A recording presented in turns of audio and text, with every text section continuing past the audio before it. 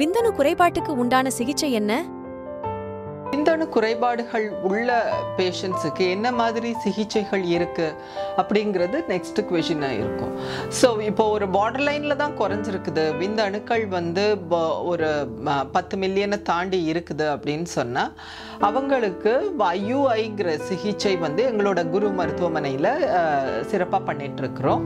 இது என்ன அப்படின்னு சொன்னால் விந்தணுக்களை எடுத்து தனியாக பிரித்து நல்ல விந்தணுக்களை செலக்ட் பண்ணி அந்த விந்தணுக்களை எந்த டேமேஜுமே இல்லாமல் அதை வந்து கர்ப்பப்பையில் செலுத்தி இது ஆல்மோஸ்ட் அவங்க இயற்கையில் கருத்தரிக்கிற மாதிரி தான்.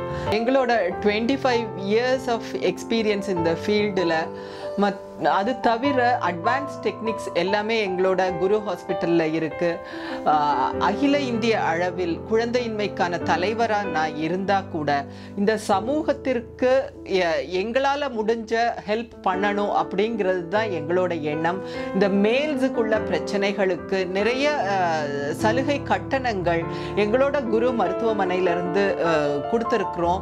அது வெப்சைட்டில் இருக்குது. ஸோ இது எல்லாத்தையுமே யூட்டிலைஸ் பண்ணி நீங்களும் தந்தையாகலாம். தொடரட்டும் உங்கள் தலைமுறை.